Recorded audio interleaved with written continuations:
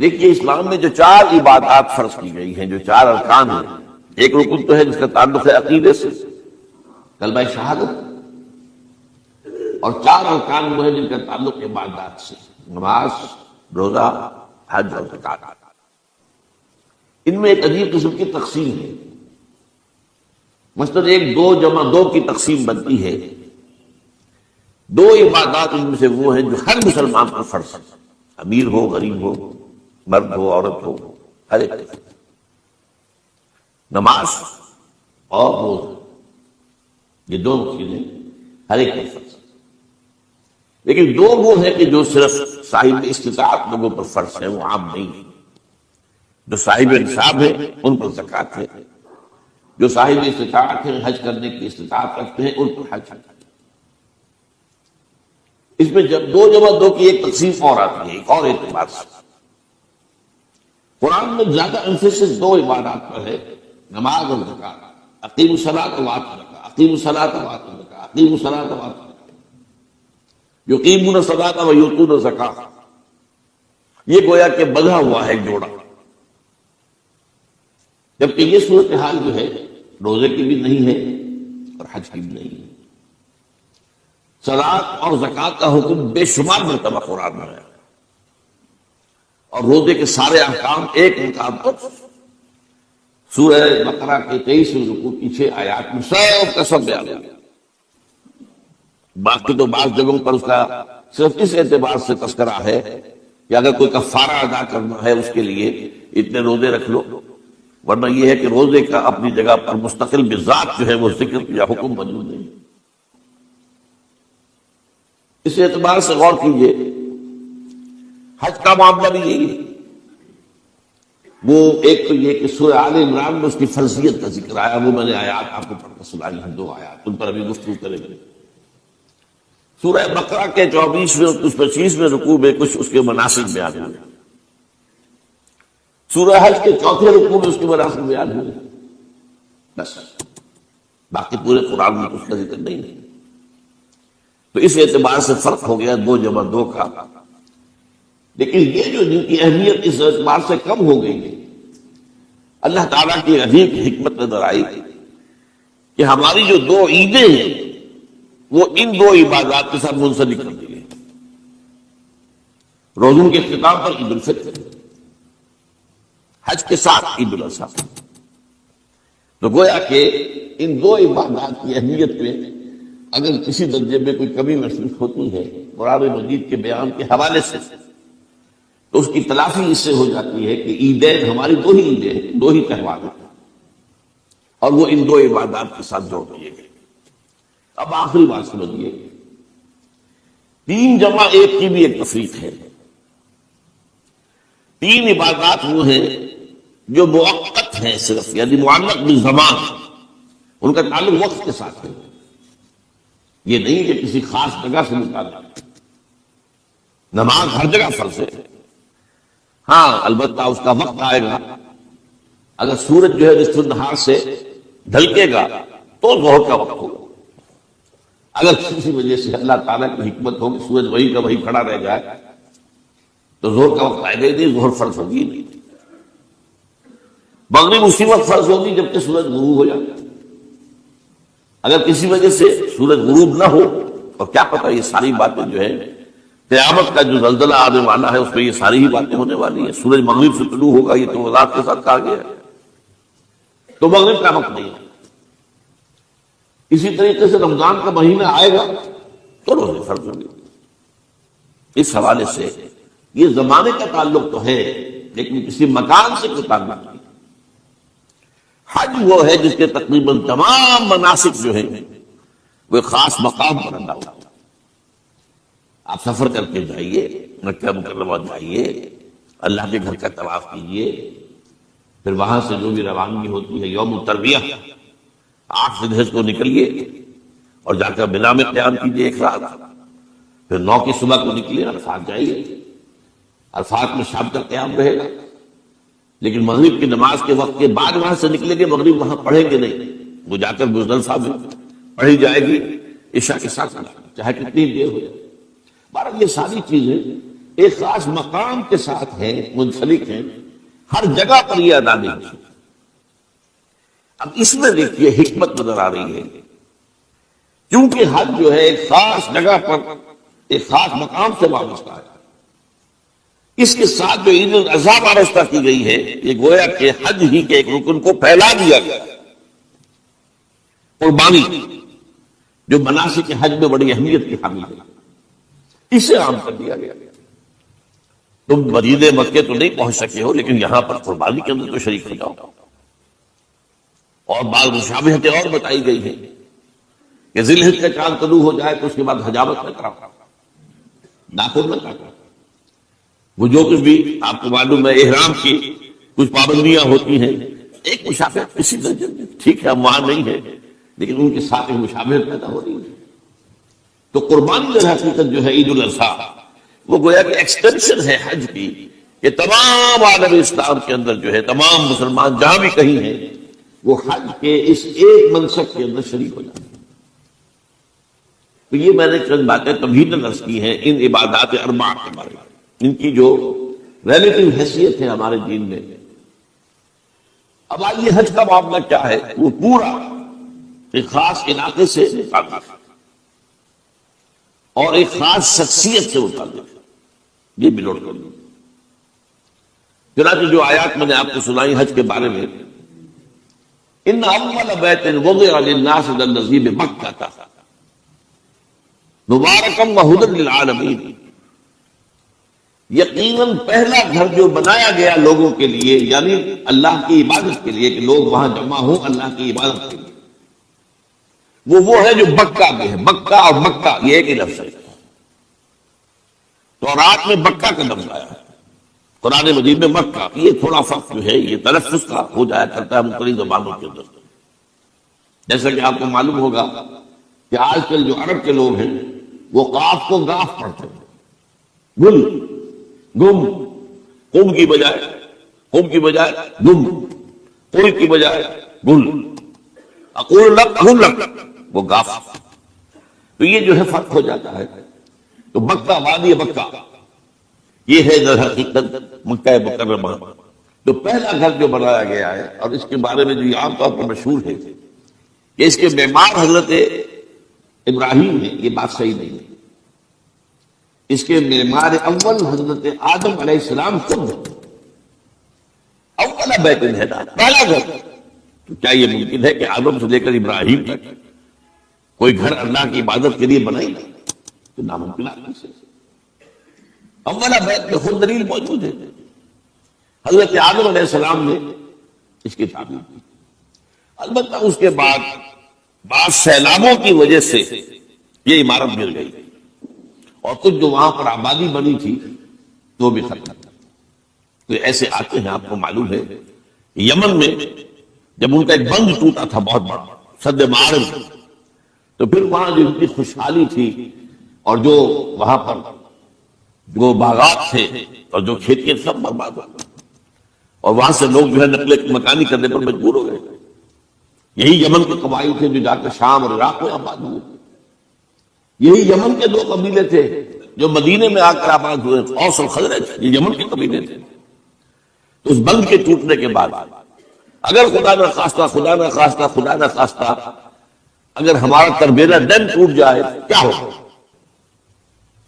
پچھلے دنوں خبریں آئی ہیں اخبارات میں کہ ہندوستان میں غور ہو رہا ہے اس پر کہ تربیلا ڈیم توڑا دو۔ وہ سوچتے ہیں پاکستان کو ختم کرنے کی سبیل کیا ہو سکتی ہے، تو بڑی سمپل ہے اور بڑا آسان کام ہے، بمبارڈمنٹ کر دینا جو ہے، ٹھیک ہے، وہ کیا جہاز آئیں، کچھ کو ہم گرا بھی لیں گے، کچھ تو آتا جو ہے وہاں پر وہ اپنے بم جو ہے وہ ہدف کے اوپر گرا جائیں گے، کیا ہوگا؟ یوں سمجھیے کہ جو سونامی کا آیا تھا سیلاب، وہ سونامی کا سیلاب آئے گا بھارت میں، پاکستان کا، اور ہر چیز تباہ ہوگا۔ کم سے کم یوں سمجھیے کہ تقریباً 100 میل کی چوڑائی میں، اور یہ سب جو ہے ریگستان بن جائے گا، ہر چیز ختم ہو جائے گا، خدا نہ خواستہ۔ دوبارہ سد معارض کے بعد یہ صورتحال واقع ہوئی تھی۔ تو اس کے بعد سے یہ جو ہے یہ اللہ کا گھر یہ جو ہے گرا ہوا تھا، اس کی کوئی اب صرف یہ کہ قواعد رہ گئے تھے۔ قواعد کہتے ہیں جو بنیادیں ہوتی ہیں وہ پھر اللہ تعالیٰ نے حضرت ابراہیم کو بتائی کہ یہ ہیں وہ بنیادیں جن پر کہ وہ گھر ہوتا تھا. وَإِذْ يَرْفَعُ إِبْرَاهِيمُ الْقَوَاعِدَ مِنَ الْبَيْتِ وَإِسْمَاعِيلُ، ان بنیادوں پر حضرت ابراہیم اور اسماعیل نے مل کر دو معماران حرم میں یہ عمارت جو ہے دوبارہ تعمیر کی ہے. تو گویا کہ حضرت ابراہیم علیہ السلام معمار دوم ہے، معمار اول اس کا جو ہے وہ خود حضرت آدم علیہ السلام. فی آیات بینات مقام ابراہیم، مقام ابراہیم ہے. جو بھی وہاں گئے ہیں انہوں نے دیکھا ہے کہ ایک پتھر تھا جس پر کھڑے ہو کر حضرت ابراہیم علیہ السلام تعمیر کر رہے تھے. اب آج تو آپ کو معلوم ہے اسکیفولڈنگ لگ جاتی ہے، بانس لگ گئے، یا آج کل تو جو ہے پائپ جو ہے لوہے کے اس سے لگا کر، تو جیسے جیسے عمارت اٹھتی جا رہی ہے اسی طریقے سے اس کے ساتھ جو ہے وہ چل رہے ہیں اور ان کے اوپر کھڑے ہو کر تعمیر ہو رہی ہے. تو اس وقت کچھ نہیں کرتا. تو ایک پتھر ایسا تھا کہ جو خود بخود اٹھتا تھا اللہ تعالیٰ کے اٹھانے سے، یا یوں کہیے کہ ملائکہ کے اٹھانے سے، اور اسی پر حضرت ابراہیم کھڑے ہو کر وہ پتھروں کے اوپر پتھر رکھتے جا رہے تھے. اور اس کی وجہ سے اس پتھر کے اوپر کتنی دیر کھڑے رہنا ہوا ہوگا حضرت ابراہیم علیہ السلام کا کہ اس پر ان کے پاؤں کے نشان بن گئے. وہ ہے مقام ابراہیم، جو آپ نے دیکھا ہوگا کہ وہاں ایک بہت خوبصورت قسم کا ایک پنجرا سا بنا ہوا ہے اور اس کے اندر وہ مقام ابراہیم ہے. اور جب بھی طواف کرتے ہیں تو طواف کے بعد 2 رکعتیں جو ہیں وہ پڑھی جاتی ہیں ابراہیم، مقام ابراہیم کے پیچھے جتنا بھی قریب تر ہو کر پڑھا جا سکے، لیکن بہرحال رخ ادھر. تو فی آیات بینات مقام ابراہیم ومن دخلہ کان آمنا. تو ایک تو یہ کہ وہ نشانیاں ہیں وہ اللہ تعالیٰ جن لوگوں کی کہ دل کی آنکھ کھلی ہو، روحانی آنکھیں کھلی ہو، ان کو دکھاتا ہے. اور ایک وہ ہے کہ جو ہماری ان سامنے کی ظاہری آنکھوں کو بھی نظر آتا ہے. یہ نوٹ کر لیجئے کہ یہ مقام امن کا گہوارہ رہا. عرب میں لوٹ مار، قتل، غارت، قتل کے بدلے میں قتل، پھر قتل کے جواب میں قتل. لیکن اس وقت بدترین دور میں بھی عربوں کا معاملہ یہ تھا کہ کوئی شخص فرض کیجئے کہ وہ کئی مہینے سے اپنے باپ کے قاتل کو ڈھونڈ رہا ہے تاکہ قصاص لے سکے، بدلہ لے سکے، اسے قتل کر سکے.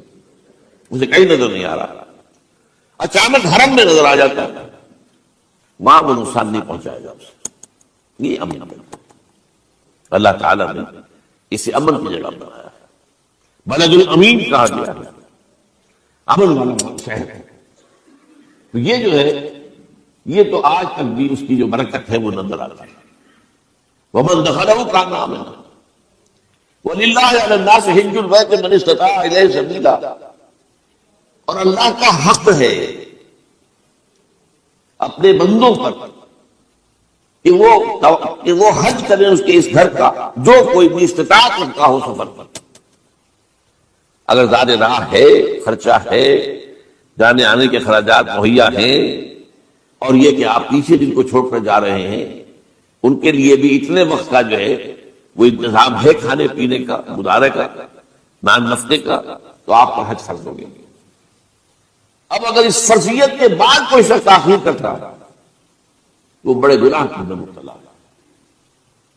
جیسے ہی فرضیت ہو جائے پہلا کام جو ہے، پہلا قرض جو ہے، یوں سمجھیے یہ اللہ کا قرض ہے بندوں پر. یہ لام جو آتا ہے، لام اور علا، لام کسی کے حق کے لیے، علا کسی کے اوپر حق ہونا. وَلِلَّهِ عَلَى النَّاسِ حِجُّ الْبَيْتِ مَنِ اسْتَطَاعَ إِلَيْهِ سَبِيلًا. یہ تو اللہ کا حق ہے لوگوں پر، لوگوں کے ذمے. یہ قرض ہے اللہ کا کہ اس کے گھر کا حج کریں، جائیں، طواف کریں، اور جو بھی اس کے مناسک ہیں ادا کریں، اور وہیں پر قربانی کرنی ہے. لِيَشْهَدُوا مَنَافِعَ لَهُمْ وَيَذْكُرُوا اسْمَ اللَّهِ فِي أَيَّامٍ مَّعْلُومَاتٍ عَلَىٰ مَا رَزَقَهُم مِّن بَهِيمَةِ الْأَنْعَامِ فَكُلُوا مِنْهَا وَأَطْعِمُوا الْبَائِسَ الْفَقِيرَ. اسی کے اندر جو ہے مناسک کے اندر قربانی بھی ہے. افریقہ میں آپ کو معلوم ہے، شمالی افریقہ میں زیادہ تر لوگ جو ہیں جیسے کہ ہندوستان پاکستان میں ویسے ہیں، لیکن آپ جنوب میں چلتے جائیے تو رنگ گہرا ہوتا چلا جائے گا. انتہائی سیارے بھی ہے، سب عالم، شکلیں جدا ہیں، زبانیں جدا ہیں، لیکن سب کے سب جو ہے ایک ہی نغمہ ان کی زبان پر ہے ایک ہی نغمہ، کہیں واضح کہیں مبہم. وہ ایک ہی منظر، لبیک اللہم لبیک لبیک لا شریک لک لبیک ان الحمد والنعمت لک والملک لا شریک لک.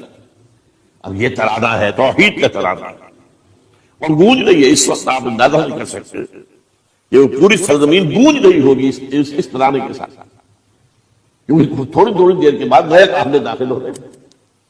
ابھی ایک قافلہ جو ہے اس نے صحیح مکمل کی ہے شامل ہو گیا، بلکہ اس کے دوران ابھی اس کا ختم نہیں ہوا، تیسرا قافلہ چلا. وہ تو یہاں تو ظاہر بات ہے کہ میں نے چونکہ ایک نقشہ اپنی نگاہوں سے دیکھا ہے مدینہ منورہ سے اور مکہ مکرمہ جاتے ہوئے رات کے وقت کہ کہیں جو ہے وہ روشنیوں کی وہ قطار ٹوٹتی ہی نہیں تھی. مسلسل معلوم ہوتا ہے کہ سڑک کے اوپر گاڑی ہے، مسلسل، کہیں اس کے اندر وقفہ ہے ہی نہیں. اتنے بڑے پیمانے پر لوگ جمع ہو رہے ہیں. زبانیں جدا ہیں، ایک دوسرے کی زبان نہیں سمجھتے، لیکن ایک زبان اور بھی ہوتی ہے جو بغیر بولے سمجھ میں آتی ہے. اس سے معلوم ہوتا ہے سب کے لیے محبت ہے، ہمارے بھائی ہیں تمام مسلمان. بعض کے اندر یہ محبت کا جذبہ زیادہ ہے. ترکوں میں انڈو پاکستان کے لوگوں کے لیے بہت محبت ہے. اب وہ بات جو نہیں کر سکتے، سمجھا نہیں سکتے، لیکن ان کی آنکھوں سے، ان کے انداز سے وہ محبت ٹپکتی. تو عالمگیریت جو ہے اسلام، ہماگیریت، عالمگیریت، آفاقیت، اس کا جو مظہر نظر آتا ہے وہاں. پھر یہ کہ ہمارے یہاں کی جتنے بھی فرقہ بندیاں ہیں وہ وہاں ختم ہو جاتی ہیں. وہاں اہل حدیث ہیں، حنفی ہیں، مالکی ہیں، شافعی ہیں، حنبلی ہیں. یہ کام بھی کیا ہے آ کر انہوں نے آل سعود میں. ورنہ اس سے پہلے جو ہے وہ 4 مسلح علیحدہ تھے وہاں پر، 4 جماعتیں علیحدہ ہوتی تھیں. یہ حنفی مسلح ہے، یہاں پہ حنفی امام ہے وہ پڑھائے ہوئے. یہ شافعی مسلح ہے، شافعی امام ہے وہ نماز پڑھائے ہوئے. تو یہ جو ایک تفریق تھی وہاں بھی موجود تھی، جنہوں نے ختم کیا. ایک امام کے پیچھے جماعت ہوگی، اسی میں حنفی بھی ہیں، مالکی بھی ہیں، شافعی بھی. کچھ ہیں لوگ جو زیادہ، جن کے اندر کچھ زہر زیادہ گھل گیا ہے فرقے واریت کا، وہ پھر نہیں نماز پڑھتے، وہاں پر محروم رہتے ہیں. اس کی فضیلتوں کو چھوڑ کر جا کر کہیں اپنے جو ہے گھروں پر جہاں ٹھہرے ہوئے وہاں جا کے نماز پڑھ لیتے ہیں کہ یہ جو ہے وہابی ان کے پیچھے ہماری نماز نہیں ہوتی. لیکن نہیں، عام طور پر ایسا نہیں ہے. عام طور پر سب لوگ جمع نماز پڑھ لیتے ہیں. اور ایک سب سے بڑا مشاہدہ جو ہوتا ہے، جو مجھے سب سے پہلے ہوا تھا پہلے حج میں، یہ 1962 کی بات ہے، تو میں نے محسوس کیا یہ نماز کے اندر اختلافات جو ہے اسلام مسلمانوں میں صرف اتنے ہیں کہ جس سے جماعت نہیں ٹوٹتی. اختلافات ہے، رفع یدین ہے یا نہیں ہے، آمین بالجہر ہے یا نہیں ہے، اختلافات تو ہیں، لیکن جماعت نہیں ٹوٹتی. وہ جو ڈرل ہے، ڈرل جیسے کہ ڈرل ہوتی ہے، آرمی پریڈ ہو رہی ہے، وہ ڈرل ختم نہیں ہوتی. ایسا نہیں ہے. میں نے جب سوچا اگر کسی مسلک کے نزدیک رکوع بھی 2 ہوتے جیسے سجدے 2 ہیں، تو وہ لوگ تو ایک رکوع کے بعد دوسرا رکوع کرتے اور باقی لوگ سجدے میں چلے گئے ہوتے، جماعت ٹوٹ جاتی. یا اگر کسی کے نزدیک ہر رکعت کے اندر جیسے رکوع ایک ہے، سجدہ بھی ایک ہی ہوتا، تو کچھ لوگ تو ایک سجدہ کر کے کھڑے ہو جاتے اور دوسرے لوگ جو ہے دوسرا سجدہ کر رہے ہوتے، جماعت ٹوٹ جاتی. یہ میں سمجھتا ہوں کہ کس کی حکمت ہے، کس نے یہ طے کیا کہ ٹھیک ہے آپ میں رنگا رنگی بھی ہو، ذوق اس عمل کو ہے زیب اختلاف سے، اختلاف بھی ہے، رفع یدین بھی ہو رہا ہے، آمین بالجہر بھی ہو رہا ہے، نہیں بھی ہو رہا ہے، سب کچھ ہے، لیکن وہ اجتماعیت نہیں ٹوٹی. یہ یوں سمجھیے کہ یہ زندہ موجودہ ہے اسلام کا. یہ 1400 برس بیت گئے ہیں اور کتنے بڑے علاقے میں اسلام پھیلا ہے، اور یہ کہ مختلف مسالک وجود میں آئے، اس میں کوئی شک نہیں ہے. حنفی ایک علاقے کے اندر آپ کو ملیں گے صرف شافعی، ہندوستان کا بھی مغربی ساحل کے صرف شافعی ملیں گے آپ. اس سے آگے آپ جائیے کیونکہ یہ عرب تاجروں کے ذریعے سے ایمان لائے ہیں. یہ لوگ سری لنکا کے لوگ ہیں، انڈونیشیا کے لوگ ہیں، ملیشیا کے لوگ سب شافعی ہیں. ہندوستان میں چونکہ اوپر سے شمال سے آیا ہے اسلام، یہ ترکوں کے ذریعے سے آیا ہے، اور وہ کٹر حنفی تھے. یہاں حنفیت تھی، ترک جو ہے کٹر حنفی تھے. یہ ترکی تو تھے جو آئے تھے. یہ کون تھا؟ محمود غزنوی کون تھا؟ سبکتگین کون تھا؟ الپتگین کون تھا؟ بختیار کاکی کون تھا؟ قطب الدین بختیار، یہ کون تھے؟ سب ترک. اور ترک بھی کون؟ غلامان، خاندان غلامان یاد یاد. لیکن بارہ ان کے سرے سے جو اسلام ان کے ساتھ آیا ہے وہ خالص وہاں جا کر سب جمع ہوا ایک وحدت کے اندر. تو یہ سب مشاہدات وہاں کے ہوتے ہیں جو ہماری ظاہری آنکھوں کو بھی نظر آ جاتا ہے، جس کا کہ قلب کے اوپر بڑا گہرا اثر کرتا ہے. اب میں ایک موضوع لے رہا ہوں، یہ جو قربانی کا مسئلہ ہے، اس کے بارے میں ایک زمانے میں تو بہت منکرین حدیث کی طرف سے اس کے خلاف بڑی جو ہے ایک مہم چلی تھی کہ ختم کیا جائے. یہ خام جو ہے خرچ ہوتا ہے بہت بڑا اور ضائع ہوتا ہے گوشت. اتنے بڑے پیمانے پر گوشت ہوتا ہے، کھایا نہیں جاتا. اچھا ایک زمانے میں فریج بھی نہیں تھے، یہ بھی نہیں کہ آپ محفوظ کر دیں، گوشت ضائع بھی ہو سکتا تھا. اور بھی چیزیں جو ہے وہ گوشت کی وہ صحیح طور سے استعمال نہیں ہوتی تھی. تو اس کے اوپر بڑا پروپیگنڈا منکرین حدیث کا رہا کہ یہ جو ہے قربانی صرف حج کے موقع پر ہے. میں اس کی نفی کے لیے آج آپ کو بتا رہا ہوں کہ سورہ حج کے اندر جو 2 رکوع ہیں، ایک چوتھا ایک پانچواں، چوتھے رکوع میں بھی قربانی کا ذکر ہے، پانچویں میں بھی قربانی کا ذکر ہے. یہ ایک دم جو ہے ایک جگہ پر جو 2 طرح کی قربانیوں کا ذکر ہو رہا ہے، یہ کیوں ہو رہا ہے؟ چوتھے رکوع میں وہ مناسک حج کے ساتھ اس کا ذکر ہے. وہاں جو فرمایا گیا لِيَشْهَدُوا مَنَافِعَ لَهُمْ وَيَذْكُرُوا اسْمَ اللَّهِ عَلَىٰ مَا رَزَقَهُم مِّن بَهِيمَةِ الْأَنْعَامِ فِي أَيَّامٍ مَّعْلُومَاتٍ عَلَىٰ مَا رَزَقَهُم مِّن بَهِيمَةِ الْأَنْعَامِ فَكُلُوا مِنْهَا وَأَطْعِمُوا الْبَائِسَ الْفَقِيرَ. وہاں پہ قربانیاں دو، پھر اللہ کا نام لو ان جانوروں پر جو اللہ نے تمہیں عطا کیے ہیں، ان جو معین دنوں کے اندر ہو، فی ایام معلومات، اور پھر اس میں سے خود بھی کھا. اور جو ہے جو جیسے صدقہ کا گوشت ہوتا ہے وہ نہیں ہے، وہ قربانی کا گوشت ہے، اس میں سے آپ خود بھی کھائیں اور غرباء کو کھلائیں، غریبوں کو دیں، مساکین کو دیں. تو ایک پورا حکم آ چکا ہے چوتھے رکوع کے اندر. پانچواں رکوع پورا کا پورا جو ہے وہ عید الاضحیٰ پر ہے میرے نزدیک. یہی حکمت صوم کے بارے میں کہ وہاں جب ایک حکم تکرار کر کے آیا کہ پہلے فرما دیا گیا فمن کان منکم مریضا او علی سفر فعدۃ من ایام اخر، اگر بیمار ہو کوئی اور یہ یا کہ سفر پر ہو تو تعداد دوسرے دنوں میں پوری کرے. پھر کیا وجہ دوبارہ آ رہا ہے؟ شہر رمضان الذی انزل فیہ القرآن ھدی للناس وبینات من الھدی والفرقان فمن شہد منکم الشہر فلیصوم ومن کان مریضا او علی سفر فعدۃ من ایام اخر. کیوں؟ یہ تو ادبی اعتبار سے یہ کلام کا عیب شمار ہوتا، تکرار بلا کسی سبب کو نہیں، سبب کے بغیر نہیں. وہاں کیا تھا؟ وہاں ان 2 رعایتوں کے ساتھ تیسری بھی شامل تھی کہ اگر صحیح ہو اور مقیم ہو پھر بھی روزہ نہ رکھو تو ایک مسکین کو کھانا کھلا دو. یہ رعایت ختم ہوئی ہے رمضان کے روزے کے ساتھ. اب رکھنا پڑے گا روزہ، اور اگر بیمار ہو یا سفر پر ہو تو ٹھیک ہے، دوسرے دنوں میں پورا کرو، پورا کرنا لازم ہے. تو یہ چیز جو ہے یہ در حقیقت اسی وجہ سے ہوتی ہے. بالکل یہی بات ہے سورہ حج کے چوتھے رکوع کے اندر وہ جو قربانی ہے حج کے ساتھ اس کا ذکر آتا ہے. اب سنیے یہ جو آ رہا ہے، فرمایا وَلِكُلِّ أُمَّةٍ جَعَلْنَا مَنسَكًا، ہر امت پر ہم نے ایک جو ہے قربانی کا معاملہ نازل وہ جو ہے فرض کیا.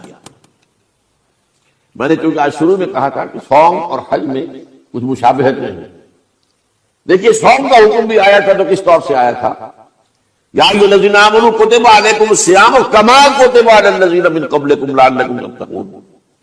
اہل ایمان تم پر روزہ رکھنا فرض کیا گیا جیسے کہ فرض کیا گیا تھا ان پر جو تم سے پہلے تھے. یہاں پر اسی حوالے سے بات ہو رہی ہے. کیا مسلمانوں یہ قربانی صرف تم پر فرض نہیں کی جا رہی، یہ تو ہر امت پر، ہر نبی ہر رسول کی امت پر. وَلِكُلِّ أُمَّةٍ جَعَلْنَا مَنسَكًا لِيَذْكُرُوا اسْمَ اللَّهِ عَلَيْهَا، تاکہ وہ نام لیں اللہ کا، عَلَىٰ مَا رَزَقَهُم مِّن بَهِیمَةِ الْأَنْعَامِ، جو کچھ اللہ تعالیٰ نے انہیں رزق دیا ہے. یہ چوپائے جو ہیں حیوانات قسم کے، ان پر اللہ کا نام لے کر چھری پھیری جائے، اللہ کے نام سے ان کو ذبح کیا جائے. فَإِلَٰهُكُمْ إِلَٰهٌ وَاحِدٌ فَلَهُ أَسْلِمُوا. تو یہ جان لو کہ اس قربانی کی اصل روح کیا ہے؟ وہ یہ ہے کہ اللہ تمہارا ایک الہ ہے، اسی کے سامنے تمہیں سر جھکانا ہے. یہ روح تقویٰ اگر نہیں ہوگی تو یہ قربانی بے معنی ہو جائے گی. نماز و روزہ و قربانی و حج یہ سب باقی ہیں، تو باقی نہیں ہے. جب اللہ تعالیٰ کے ساتھ تعلق نہیں ہے تو یہ ساری چیزیں ریچولز بن جائیں گی. اب یہ بھی ہوتا ہے 20-20 25-25 ہزار کے بکرے جو ہیں وہ لوگ لیتے ہیں، پھر ان کو گھماتے ہیں پھراتے ہیں، ان کے اوپر ریشمی چادریں چڑھاتے ہیں، جو ہے وہ مہندی لگا کر. بہرحال وہ چیزیں جو ہے یہ اظہار اس طرح کا یہ پسندیدہ نہیں ہے. تو یہ تو لوگوں کو دکھانے کی بات ہے. اور اپنے پیسے کی جو ہے اپنی دولت کے اظہار کا ایک ذریعہ ہے، لیکن یہ کہ بہرحال قربانی انسان کرے، اور یہ کہ اس کے اندر روح جو ہے تقویٰ کی وہ موجود ہوگی۔ فَإِلَٰهُكُمْ إِلَٰهٌ وَاحِدٌ فَلَهُ أَسْلِمُوا وَبَشِّرِ الْمُخْبِتِينَ، اور اے نبی ان لوگوں کو بشارت دے دیجئے کہ جو اللہ کے سامنے جھکے رہتے ہیں، خشوع اور خضوع کی شکل اختیار کرتے ہیں۔ الذین اذا ذکر اللہ وجلت قلوبہم، وہ لوگ کہ جب اللہ کا نام لیا جائے تو ان کے دل لرز اٹھتے ہیں۔ والصابرین علی ما اصابہم، اور صبر کرنے والے جبکہ ان چیزوں پر کہ جو اللہ کی طرف سے ان پر آ گئی، وہ مصیبتیں، کوئی تکالیف۔ والمقیم الصلاۃ، اور نماز کو قائم کرنے والے۔ ومما رزقناہم ينفقون، اور جو کچھ ہم نے انہیں دیا ہے اس میں سے خرچ کرنے والے۔ یہ ایک نظام ہے پورا کا پورا جو آیت میں بیان کر دیا گیا، اس کا ایک جز جو ہے وہ یہ بھی ہے وَلِكُلِّ أُمَّةٍ جَعَلْنَا مَنسَكًا، یہ قربانی کا معاملہ جو ہے یہ بھی ہم نے ہر امت کے اوپر فرض کیا، ہر امت جو ہے اس کے اوپر لازم کیا گیا، اور مسلمانوں آج تم پر بھی لازم کیا جا رہا ہے۔ وَالْبُدْنَ جَعَلْنَاهَا لَكُم مِّن شَعَائِرِ اللَّهِ، اور یہ جو قربانی کے اونٹ ہیں، یہ خاص طور پر چونکہ عرب میں تو اونٹ کی قربانی ہوتی تھی، دوسرے جانور تو وہاں کم ہوتے ہیں، اور بہرحال ان کی قیمتی متاع بھی اونٹ ہے۔ وَالْبُدْنَ جَعَلْنَاهَا لَكُم مِّن شَعَائِرِ اللَّهِ، یہ اللہ تعالیٰ کے شاعر میں سے یہ اونٹ جو ہے یہ قربانی کا اونٹ ہے، یہ بکرے لے جایا جا رہا ہے، یا یہ بکرے اور یہ میڈے جو ہیں یہ قربانی کے ہیں، یہ وہاں جا رہے ہیں، تو یہ بھی گویا کہ ایک طرح سے اللہ کی نشانیاں بن جاتی ہیں۔ ان کے حوالے سے اللہ تعالیٰ کا ایک تصور اور اللہ تعالیٰ کے ساتھ ایک ذہنی رشتہ قائم ہوتا ہے۔ لیکن فیہا خیر، تمہارے لیے اس میں خیر ہے، بھلائی ہے۔ چنانچہ جب وہ جاتے تھے حج کے لیے تو جو بھی ان کے ساتھ دودھ دینے والا جانور ہے قربانی کی نیت ہے، لیکن دودھ جو ہے اس کا استعمال کر سکتے ہیں درمیان، اور بھی کوئی اگر ان کی کوئی چیزوں سے فائدہ اٹھانا ہو لکم فیہا خیر۔ فاذکروا اسم اللہ علیہا، تو اب ان کا اللہ کا نام لو اس کے اوپر، صاف صفے باندھ کر وہ اونٹ کھڑے ہوتے ہیں اور ان کو نحر کیا جاتا ہے۔ آپ کو معلوم ہے ذبح نہیں ہوتا اونٹ، اتنا بڑا جانور ہے، گردن کتنی موٹی ہے، اس کا ذبح کرنا بڑا مشکل ہے، نحر کہتے ہیں اس کو۔ کھڑا ہے اونٹ اور ایک برچھا، چھوٹا سا برچھا ہے جو اس کے یہاں گردن کے یہ جہاں آ کر دونوں ہنسلیاں ملتی ہیں وہاں پر مارا جاتا ہے، اور یہاں سے جو بہت بڑی وین ہے وہ در حقیقت ایورٹا، وہ جو ہے ختم ہوتا ہے تو وہاں سے خون کا پھر فوارہ آتا ہے۔